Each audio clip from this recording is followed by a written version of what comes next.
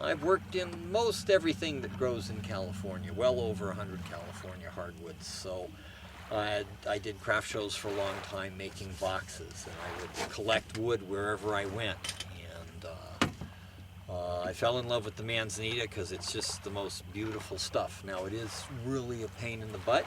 It doesn't grow big, it doesn't grow straight. It's very hard and dense, and I'll bet it sucks up silicates kind of like teak because it eats high-speed steel. You get 1 hour of cutting with the chainsaw, and then the blade is just shot. It's very hard to turn into usable wood because it's so dense and has so much character.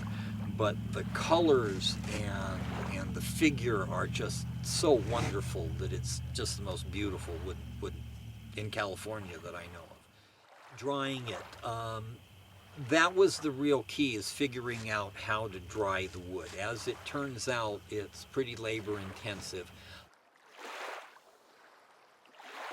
The pieces that I'm going to turn into wood, I see them in the field, and I will cut them into blanks. And in the field, I paint the ends with paint right then and there, and you'll still get some cracking before you get home. I'll cut in the morning, one van load. I take it home, and I mill the rest of the day. I'll bring a piece in, figure out what I'm going to use for a blank.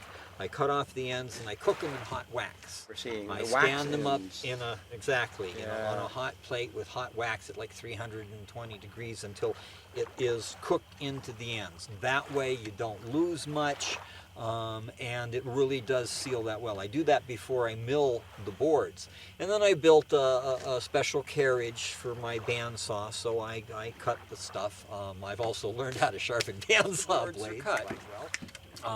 And here's the real key with them, is they will twist, they will cup, they will bow, they will do all sorts of things because there's so much figure to them.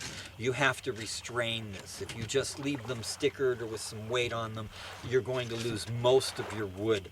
It won't be really pieces. I sticker them and I clamp them. Each board grouping will have 4 to 6 clamps, bar clamps that I made to hold them together. And over the first 6 months, they have to be tightened every couple of weeks. And they stay in the clamps for the first year. After the first year, they're dry enough that you can take them out of the clamps, and then they go in the other drying rack for the next year. Absolutely 2 years on a board milled out at 3/4 of an inch. If you don't wait that second year, 2 years later, you will really regret. And this is from experience, because this stuff just doesn't really die. Well, it does, but it's so oily. It takes so long for the moisture to really get out of it. 2 years.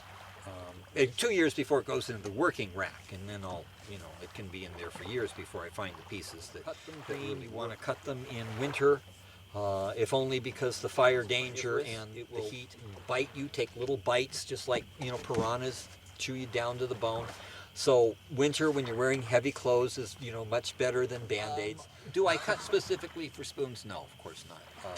But I always have. The wood is so much work to get. Mm-hmm. You don't want to waste it. Yep.